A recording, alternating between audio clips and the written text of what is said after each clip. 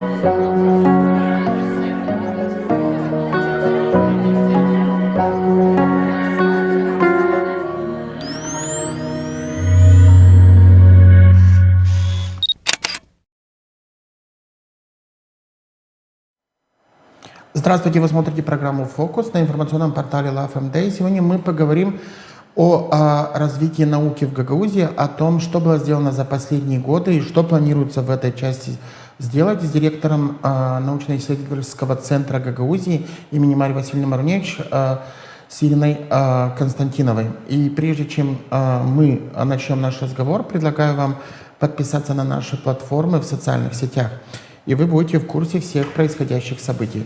Итак, добрый день, Ирина Анатольевна. Рад вас видеть у нас в студии. И у нас студия новая, и вот вы сегодня пришли к нам не с пустыми руками. Поэтому большое вам спасибо. И мы, конечно, поговорим в течение этой программы и об этих трудах, которые о Гагаузии и на гагаузском языке, и в том числе о гагаузском языке. Но сперва бы я хотел вас спросить, да, очень неоднозначно отношение может быть к тому, гагаузская наука, да? Если мы начнем вот с такого, возможно, глобального, в то же время очень простого вопроса. Есть ли сегодня гагаузская наука, и можно ли говорить о том, что она гагаузская? Во-первых, добрый день. Благодарю, что вы пригласили сегодня участвовать в этой программе, потому что для нас очень важно не только проводить научные исследования в области гагаузоведения, но прежде всего говорить об этом нашим людям, чтобы они были в курсе, куда тратятся бюджетные средства, которые выделяются научно-исследовательскому центру Гагаузии, сколько этих средств выделяется и насколько они транспарентно распределяются по назначению. Конечно же, говорить, как мы говорим высокопарно, о развитии науки в Гагаузии, или, можно сказать, что вообще о науке в целом в стране, немножко сложно, потому что вы видите, насколько сейчас происходит много различных структурирований в области науки. Вы видите, как сейчас на уровне республики сокращаются научные учреждения, переводятся в различные институты и так далее. В том числе и касается это и научно-исследовательского центра Гагаузии. В далекие 90-е мы были рады тому, что при Академии наук существовал отдел гагаузоведения, в котором работали выдающиеся сыны и дочери гагаузского народа, такие как Марья Васильевна Маруневич, Гаврил Аркадьевич Гайдаржи, Степан Курогла и многие другие, на примерах которых и на работах которых мы сегодня строим нашу работу и пытаемся вести научные исследования благодаря тем материалам, которые у нас есть.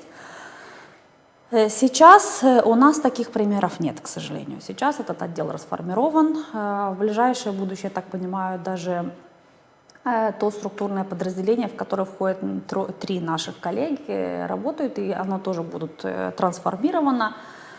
И сейчас можно сказать, что, может быть, это громко будет сказано на всю страну, но, наверное, единственное в мире научное учреждение, которое занимается исследованием гагаузов как народа в области истории, этнографии, языка, литературы, фольклора, это научно-исследовательский центр Гагаузии имени Марии Васильевны Маруневич.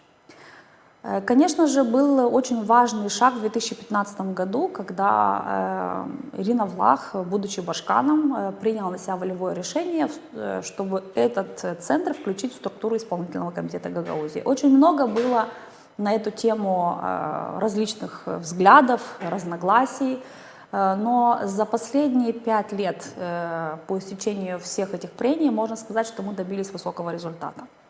Во-первых, мы доказали тому, что мы являемся одним из министерств, которые занимаются научными изысканиями. И мы стали достойными партнерами как и для академических структур в республике, так и для академических структур в других странах мира, с которыми мы тесно сотрудничаем. Если мы говорим о каких-то масштабных, или, как мы говорим, фундаментальных научных исследований, которые необходимо проводить не только в территории, но и по Республике Молдова, то, конечно, выделяется очень мало средств для проведения такого уровня исследований. Очень много необходимо создавать лаборатории, инфраструктуры, и самое главное — это готовить кадры, которые бы занимались наукой.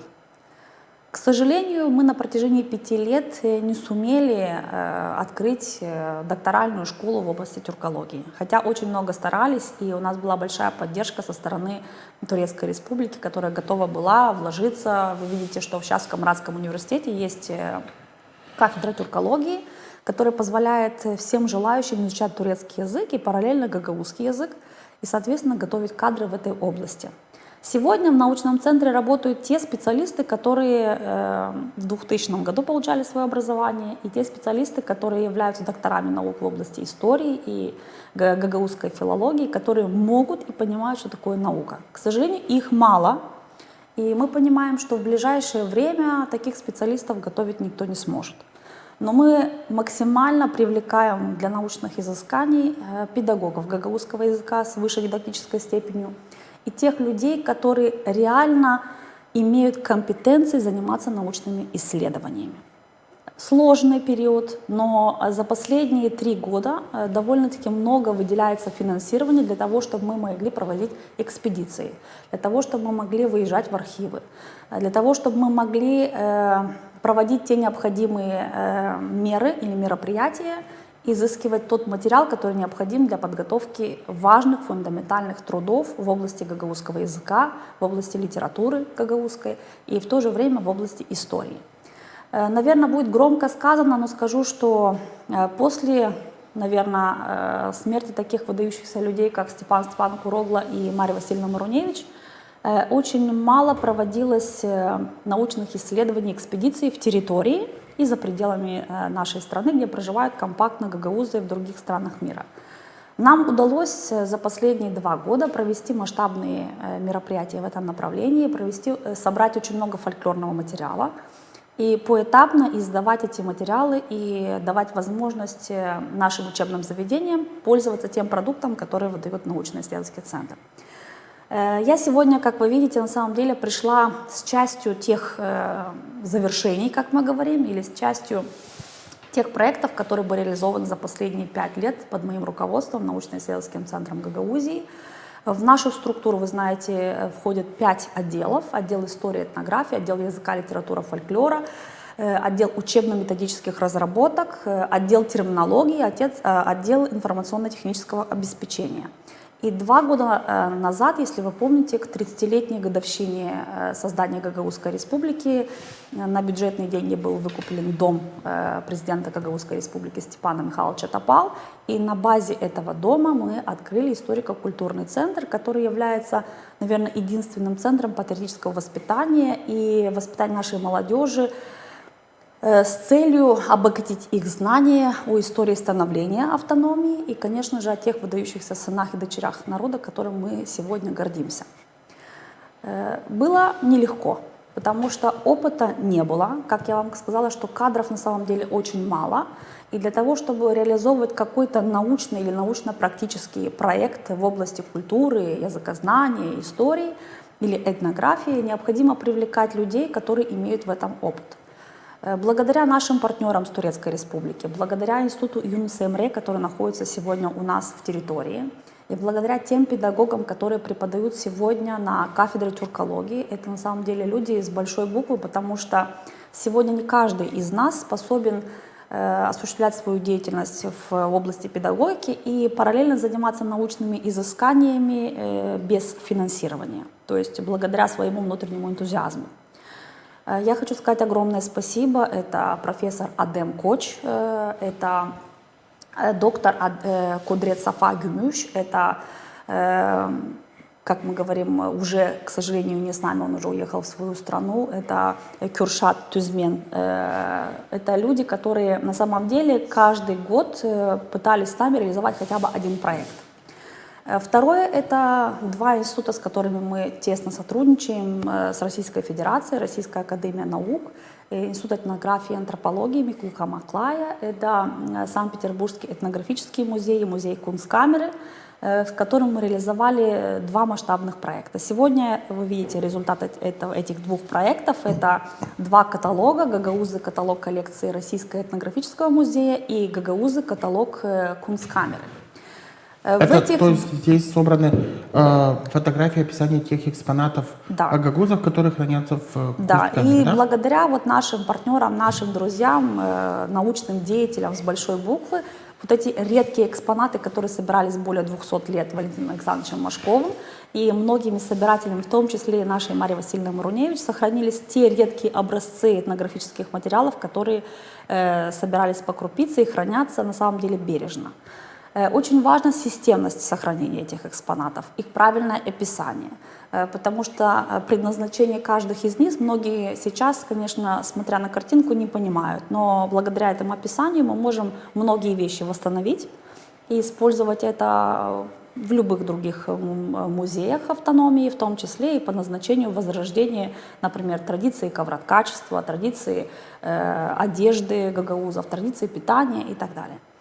Это вот один такой образец. Самое главное, наверное, я считаю, что миссия, которая возлагается на научный центр, это, конечно же, воспитание наших детей, это внедрение нашего продукта в образовательный процесс. Вы знаете, что на протяжении более, наверное, последних 50-60 лет мы испытываем большую проблему в области истории. Конечно же, много существует теорий по истории происхождения гагаузов. Да, мы не совершили что-то особенного, мы не смогли попасть в космос, но я считаю, что на основании тех документов, которые были доступны нам, на основании тех работ, которые были опубликованы учеными с большой буквы, как мы говорим, в области изучения истории тюркского мира, нам удалось 2 года назад подготовить очень серьезный труд. Это история гагаузов средних веков по сегодняшний день. То есть описывается история гагаузов с XI века по современный период времени. Это вот эта книга, которая была издана на гагаузском языке, роздана за счет спонсорской помощи, и, конечно же, на русском языке из Фонда по спасению гагаузского языка 5000 экземпляров, которые были переданы в прошлом году всем учебным заведениям, и, соответственно, необходимость того, чтобы эта книга являлась настольной книгой не только для педагогов, которые преподают историю гагаузов, но и для наших учеников. На базе этой книги вы знаете, что у нас преподается совместно с предметом гагаузский язык и литература, а также предмет история, культуры и традиции гагаузского народа. До сих пор педагоги, которые преподавали этот предмет, к сожалению, не имели какой-то книги, учебника или учебного пособия, на основании которого необходимо было готовиться к дисциплине. На протяжении многих лет не было куррикулума. В 2017 году совместно с Управлением образования научный центр подготовил куррикулум по этой дисциплине. И уже мы с 2018 года накапливали материал, необходимые знания для того, чтобы собрать группу хороших специалистов. И, как вы видите, сейчас окончательным продуктом это 5 книг по предмету история, культуры и традиции гагаузского народа. То есть это до 9 класса? До 9 класса изучается, да? этот предмет с 1 по 9 класс. Первый и второй класс было издано еще в 15-16 годах.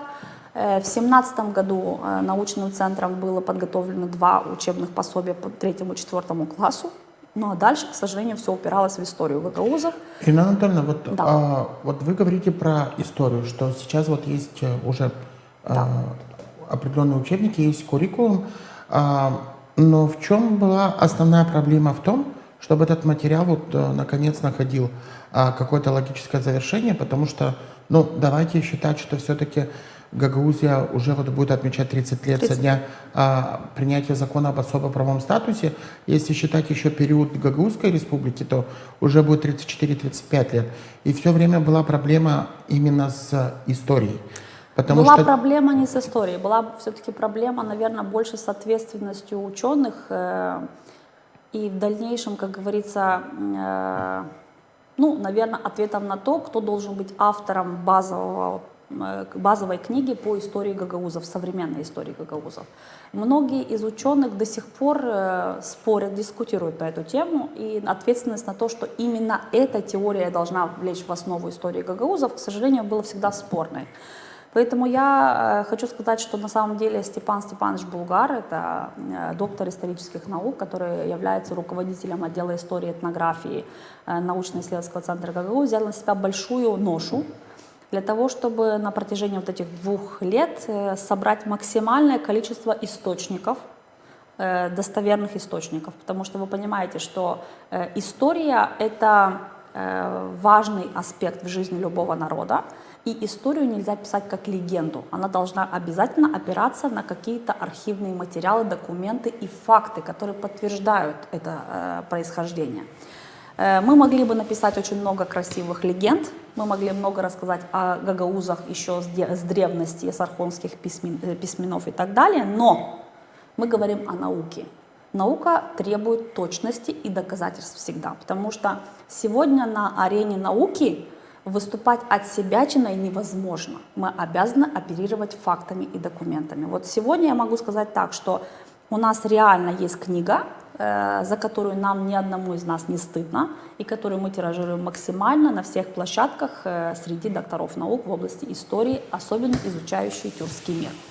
Я не хочу вдаваться в подробности истории, потому что я не специалист в области истории. Я думаю, что если вы наших коллег пригласите, они вам разложат по полочкам все этапы с добруджанского деспотства, принятия христианства гагаузами, проживания на территории Добруджи, и потом переселение сюда, и каким образом мы оказались здесь, и сколько лет проживают гагаузы на этой территории Буджака.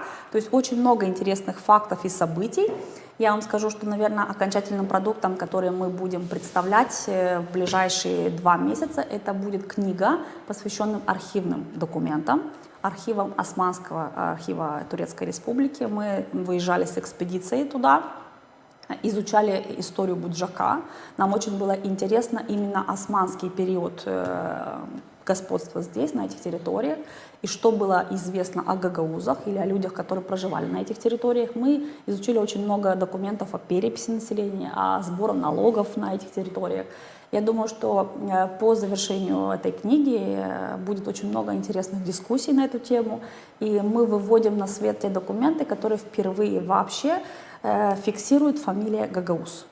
Инна Анатольевна, вот вы подняли одну проблему в начале нашей беседы, и в том числе вот сейчас я понимаю, что труды по истории как бы касаются и вытекают из этой проблемы. Это трудности с фундаментальной наукой, да, в том числе вы обозначили одну из основных проблем в этой части — это отсутствие кадров, отсутствие возможности готовить эти новые кадры. Почему сегодня научному центру не удалось еще получить для того, чтобы создать в Гагаузии как минимум, чтобы заработала эта докторская или научная база, которая бы готовила пост на базе университетского и магистратуры докторов наук именно в части истории или науки, которые изучают гагаузов. То есть не будем касаться там политики, экономики, в общем-то таких возможностей есть достаточно по республике. В чем была основная проблема? Получение этой лицензии или разрешения? Потому что, насколько я знаю, что есть и соглашение с Академией наук, да, у научного центра. Да. Мы в 2019 году подписали соглашение с Академией наук, но вы видите, что Академию наук упростили, и институты Академии наук в том числе. И сейчас получение, как мы говорим, докторской степени происходит все через обучение в докторальных школах университетов. Поэтому сегодня, когда мы говорим о подготовке кадров, то научно-исследовательский центр не имеет на это права.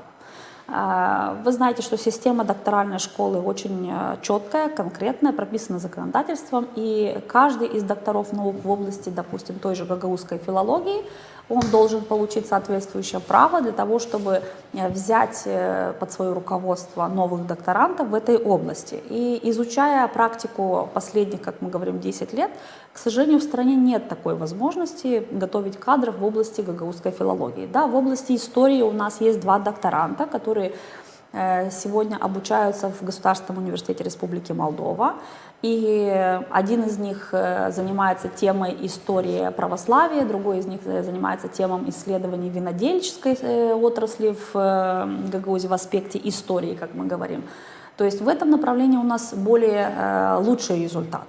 Но в области гагаузской филологии, к сожалению, мы понимаем, что у нас существует только кафедра гагаузской филологии в Камрадском государственном университете. Они стараются открыть на базе этой кафедры докторальную школу. Я думаю, что, может быть, в ближайшее время, может быть, год-два у нас будет такая возможность в области тюркологии, потому что наши турецкие партнеры стараются после первой ступени обучения открыть вторую ступень обучения, мастерат в области тюркологии. Конечно же, после этого можно рассматривать возможность открытия докторальной школы.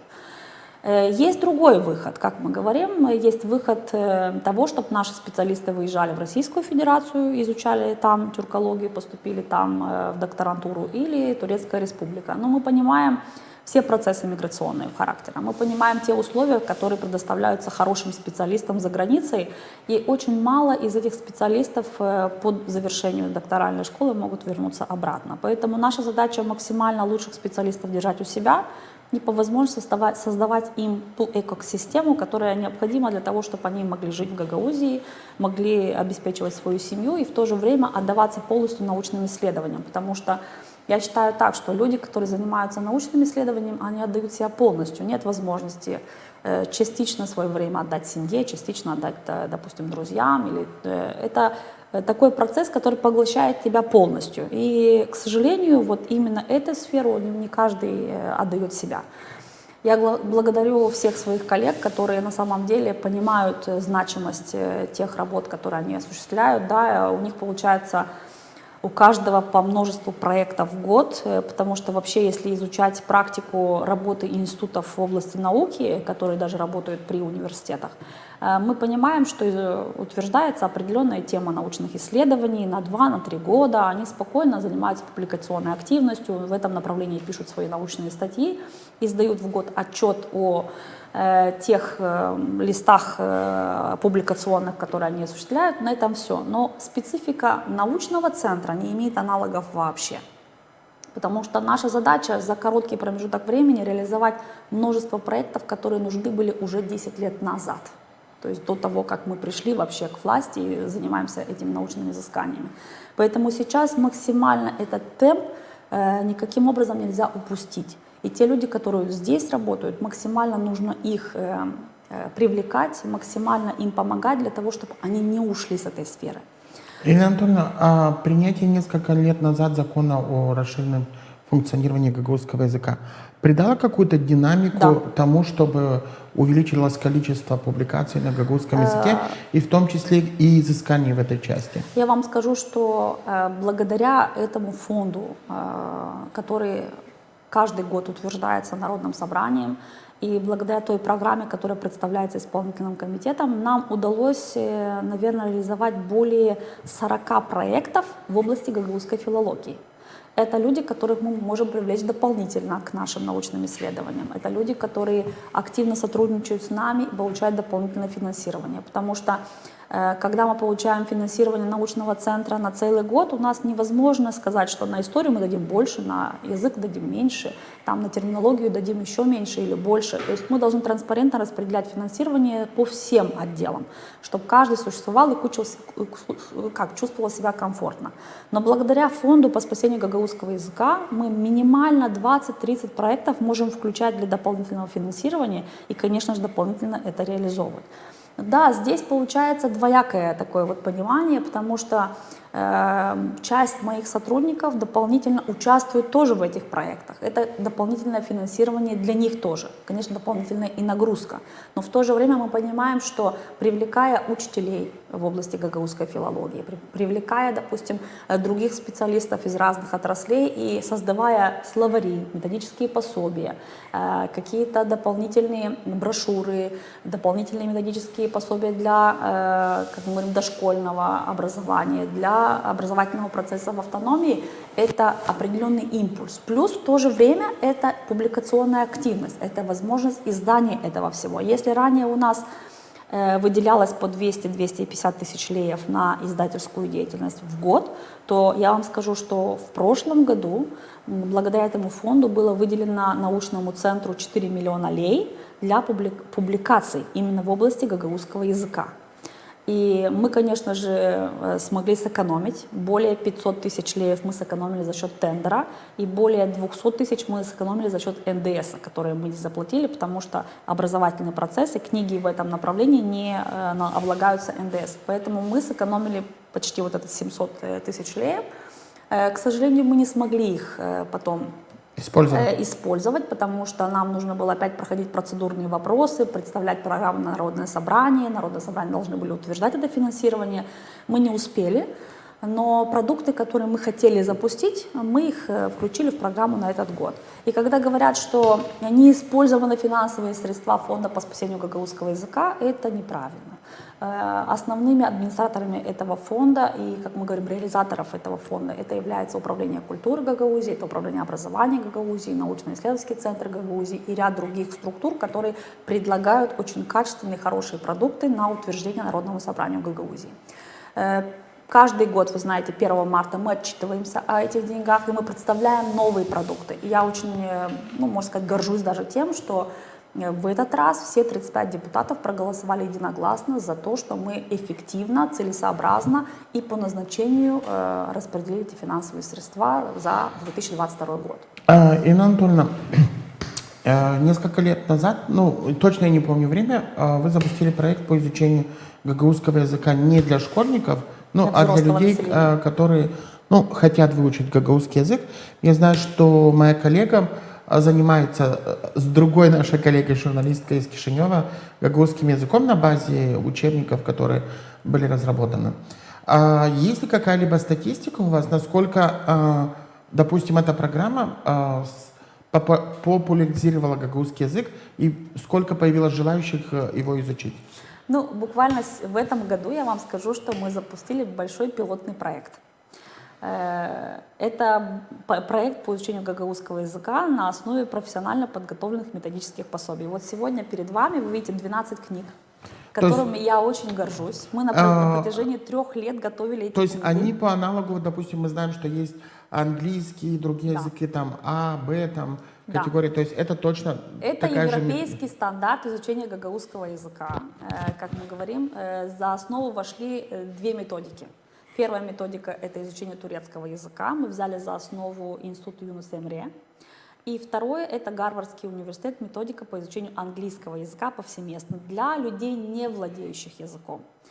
Было сложно все это сочетать, но наши коллеги справились сполна с этой работой. И вот эти 12 книг сегодня по всем 6 уровням, как мы говорим, готовы. Они повсеместно используются. На нашем сайте они опубликованы. На основе этих книг мы подготовили, вы знаете, что платформа DIL-MD, которая сейчас находится в активном доступе. Там много материалов, которые необходимы для изучения гагаузского языка. Мы разработали интерактивный алфавит, который является мобильным приложением к телефону, используется повсеместно в наших детских садах и первоклассников. Сейчас мы следующим продуктом хотим это интерактивное чтение. По слогам дать доступ детям изучать гагаузский язык. И после завершения всего то, что я сказала, мы приняли решение, что необходимо перейти на новый уровень изучения гагаузского языка для взрослого населения. И мы запустили пилотный проект по изучению 4 уровней гагаузского языка.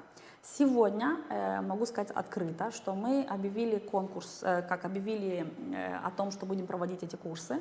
И более 57 заявок мы собрали на изучение гагаузского языка. Было еще другие заявки, но по некоторым причинам они не были приняты. И сегодня 40 человек входит в группу, которая изучает уровень А1. Это 3-месячный проект на 72 часа лекционных, который проходит в онлайн-формате на Google Meet платформе. Наш педагог с ними занимается 45 минут 3 раза в неделю, понедельник, среда и пятница после 6 вечера. Это время, которое доступно и для наших курсантов, которые хотят выучить гагаузский язык. И второе, чем она интересна, то, что она онлайн-платформа, и местонахождение курсантов не настолько важно. То есть из многих уголков разных стран мира люди, которые имеют большое желание изучить гагаузский язык, они имеют доступ к этой платформе.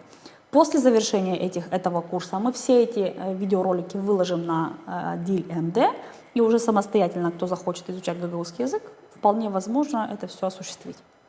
Помимо этого, на основании этих книг подготовлены видеоуроки 10-минутного характера для того, чтобы каждый самостоятельно тоже мог понять тематику, расклад и иметь 100% перевод на русский язык с субтитрами. Помимо этого, в окончании каждого занятия мы предлагаем словарик, и словарный запас увеличиваем на 10 слов повсеместно. То есть по завершению, как мы говорим, этого курса, Это минимум 600-700 слов словарного запаса, которые мы требуем для того, чтобы наши курсанты имели уже в употреблении. Конечно же, для того, чтобы свободно владеть гагаузским языком, это нужно минимум от 5 до 12 тысяч терминов. Это, к сожалению, не достигнуто, ничего нету, поэтому мы предлагаем также около 9 словарей, отраслевых словарей в том числе, и обучающих словарей, которые являются хорошим помощником на этом пути. Инна Анатольевна, за эти годы, на ваш взгляд, и исходя из того опыта, и, ну, скажем так, и желающих участвовать в этих курсах, есть изменения к отношению к гагаузскому языку среди населения, допустим? Потому что несколько лет назад мы имели проблемы, в том числе и в детских садах, где дети в силу разных причин как бы меньше стали говорить на гагаузском языке. Сейчас ситуация изменилась в лучшую сторону или пока на той же стадии? Ну, скажу вам так, что 2 года назад мы проводили социологический опрос по социально-экономическому и языковому состоянию в автономии. Это был проект первый еще запущен Михаилом Николаевичем Губогло. И по завершению мы приняли решение, что в 2018 году мы должны провести аналогичный опрос, который в ближайшее время будет представлен общественности и в виде публикаций, и в виде презентации. Я вам скажу, что, конечно же, мы, может не так сказать громко, но мы понимаем ситуацию с изучением гагаузского языка. И с начальником управления образования еще 2 года назад мы приняли решение, проанализировав всех обучающихся в образовательных учреждениях, о том, что многие из них переходят на изучение болгарского языка, мы поняли, в чем проблема. И проблема была в том, что программа по изучению гагаузского языка и литературы, которая внедрена сейчас повсеместно в образовательный процесс наших учреждений, она рассчитана на язык обучения. К сожалению, на сегодняшний день, по истечении, как мы говорим, 30 лет существования автономии и 34 года существования вообще Гагаузской республики, становления нации, строительства, как мы говорим, гагаузов, не открыли ни одной школы на гагаузском языке. И эта программа является очень сложной для детей, которые не говорят на гагаузском языке или которые говорят, как мы говорим, на бытовом уровне на гагаузском языке. Поэтому мы приняли решение, мы подготовили проект куррикулума по гагаузскому языку и литературе. Это вот такой куррикулум. На основании этого куррикулума мы подготовили гид, который в прошлом году был пилотным проектом в 10 учебных заведениях автономии. Эксперты из Кишинева, наши партнеры, кто занимается изучением гагаузской филологии и разработкой такого рода документов, они следили за всем этим процессом, проводили параллельно и свои, как мы говорим, экспедиционные работы в этом направлении, ставили свои оценки. Я думаю, что в ближайшее время мы совместно с Натальей Николаевной со всеми этими документами, экспертизами подадим эти документы в министерство для утверждения нового куррикулума, основой которого является коммуникативное общение детей в школе. Мы считаем, что с 1 по 4 класс необходимо развивать коммуникативное общение у детей, а уже после 4 класса внедрять грамматику. Потому что сегодня в 10, 11, 12 классе дети изучают ту программу, которая преподается на мастерате Камрадском госуниверситете. Я не думаю, что мы должны по изучению образовательного процесса в школах готовить филологов. Мы даем общее образование детей. Если, конечно, у кого-то есть желание идти дальше и быть педагогом в области гагаузской филологии, у них это будет возможность в Камрадском госуниверситете осуществить. Поэтому я думаю, что после внедрения этого куррикулума у нас не останется проблем в изучении гагаузского языка. Ну и, конечно, второй, это очень важный аспект. Я думаю, что необходимо закладывать после внедрения его в фонд по спасению гагаузского языка различные программы по популяризации гагаузского языка. Часть из них уже осуществляется общественными организациями в Гагаузии. Я знаю, что очень много есть таких проектов и программ для того, чтобы детей привлекать к гагаузскому языку и, соответственно, поощряют их. Это очень хорошая программа, но я считаю, что если это будет еще на уровне государства, повсеместно, как мы говорим, внедряться, и дети будут понимать, что насколько лучше они будут говорить на гагаузском языке, но не рассказывать стихотворения, настолько они лучше будут понимать и любить свой родной язык. Несколько лет назад ЮНЕСКО объявила гагаузский язык исчезающим, да, то есть гагаузский язык был в списке Да. исчезающих языков. Сегодня мы можем говорить о том, что мы близки к тому, чтобы не быть в этом списке? Или все же пока сохраняется такая же тенденция? Ну, вы знаете, изучая вообще списки ЮНЕСКО, там очень много народов, язык которых считается исчезающим, и это зависит от количества людей, носителей языка. Сегодня, если мы будем говорить только о гагаузах, которые проживают в Гагаузии, то я думаю, что ситуация у нас неплохая. Но в общем нужно говорить о тех людях, которые живут за границей. Поэтому наша задача после внедрения этой программы ДИЛ-МД максимально ее рекламировать для того, чтобы наши гагаузы, которые проживают в других странах мира, максимально подключались к этому. Я вам скажу, что за последние несколько лет мы очень часто видим, как приезжают на каникулы в Гагаузию родители, которые проживают в других странах и заходят к нам в центр, просят словари, просят учебные пособия для того, чтобы их дети изучали самостоятельно гагаузский язык. И мы видим очень хорошие результаты. Многие из них возвращаются обратно и говорят, что вот вы знаете, наши дети используют, наши дети стараются говорить. То есть только популяризируя свой язык, только проводя массу мероприятий для того, чтобы сплотить наших людей и говорить на этом языке с большой любовью, мы сможем добиться хорошего результата. Ну и само собой... В связи вот у меня вопрос. Есть в некоторых странах большие общины гагаузские, Да. ну, скажем, Греция, Болгария, Украина. Это вот то, что сейчас приходит в память, и там большие общины. Да. Есть еще община в Бразилии. В Бразилии, Казахстане. Вот есть ли какая-то программа сегодня для того, чтобы даже вот эта литература, которую вы издаете в научном центре, передавалась в том числе этим общинам, для того, чтобы они не ассимилировались, а как минимум, ну, сохраняли и изучали родной язык? Государственные программы по изданию, или, как мы говорим, большого тиражирования тех изданий, которые готовит научный центр, нету. Но все сейчас, вы знаете, в электронном доступе. Максимально мы проводим те программы, которые необходимы для того, чтобы люди могли в любое время это изучать. И сейчас вот мои коллеги занимаются максимально тем, чтобы готовить аудиокниги, которые издаются в научном центре, чтобы люди в свободное время, занимаясь спортом или ходьбой, могли включить, послушать, потому что многие не могут читать, многие не читают на латинице. Вот поэтому, это позволяет возможность его постоянно слышать этот язык. Вы знаете, что, как мы говорим, что даже обезьяну можно научить китайскому, то же самое и каждый из нас может выучить любой другой язык, имея на это желание. Наша задача научно-исследовательского центра — создать все необходимые инструменты и дать доступ к ним для того, чтобы любой желающий, кто хочет изучить гагаузский язык, имел все доступы к этому. У нас на сайте ежегодно публикуются все наши издания. Это все в открытом доступе, бесплатно. Так, конечно же, те, которые приезжают к нам, представители диаспор стран мира, мы их обязательно снабжаем максимально той литературой, которая у нас есть, в одном экземпляре.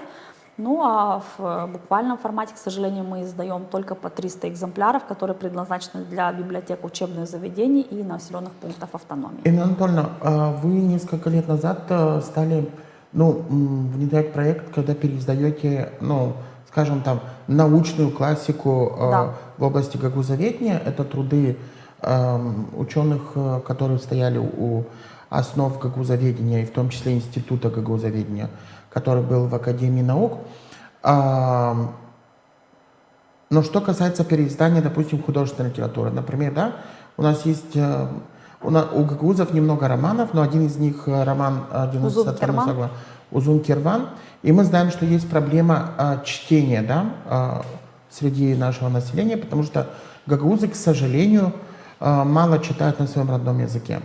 Я так понимаю, что научный центр больше занимается методическими и научными изданиями. Но что делается в рамках художественной литературы, я не говорю о современных писателях, потому что мы видим, что там достаточно издается со стороны управления культуры, в том числе и авторы сами издают эти труды. Но если говорить о тех трудах, как Диониса Танасова, есть Мина Кюся, есть Дмитрий Карачубан, эти труды будут переизданы? Ну, я вам скажу так, что это миссия Главного управления культуры Гагаузии. Я очень рада, что мы находим очень четкий, конкретный диалог между начальниками. В данном случае Марья Семеновна анализировала очень много изданий, которые находятся, как мы говорим, на стадии исчезновения или в редких экземплярах в библиотечных фондах. Они обращаются к нам, мы проводим транслитерацию этих изданий, мы редактируем их на как согласно правил орфографии и пунктуации гагаузского языка, утвержденных, и передаем им для того, чтобы они осуществляли соответственно макетировку и издание этих книг. Я вам скажу, что в последнее время очень много было переиздано тех как вы говорите, стихотворений, поэм, пьес и так далее. В том числе я знаю, что несколько лет назад было переиздано и Узун Керван. Правда, не знаю, в какой из этих версий, но в прошлый год был посвящен столетию Дениса Танасогола. Вы знаете, что это был такой год плодотворный именно в этом направлении. Научный центр был хорошую конференцию. Мы подготовили тоже один из томов, посвященный трудам Дениса Танасогола. Открыли памятник Киритлунге. Вы знаете, что депутат от села Киритлунге был с инициативой, было выделено финансирование, и бронзовый бюст установлен на территории школы, которая находится в селе Киритлунга. В том числе и Управление культуры тоже издавало произведения Дениса Танасогла в хорошем сборнике, который сегодня обновляется в открытом доступе в библиотечном фонде автономии. Ирина Анатольевна, я благодарю вас за то, что вы сегодня приоткрыли немного для нашей аудитории занавес того, чем занимается научный центр. Потому что это одно из тех учреждений, которые не совсем публично в своей деятельности, и плоды той работы сложно, скажем так, увидеть или нащупать, если ты не занимаешься специально какими-то исследованиями для того, чтобы конкретно с этим соприкасаться. Поэтому благодарю вас за открытость и за то, что вы сегодня рассказали о тех достижениях, которые есть в научном центре. Напомню, что вы смотрели программу «Фокус» на информационном портале LoveMD. Сегодня мы говорили о деятельности научного исследовательского центра Гагаузии имени Марии Васильевны Маруневич, ее директором этого учреждения Ириной Константиновой. Оставайтесь с нами на LoveMD и подписывайтесь на наши платформы в социальных сетях.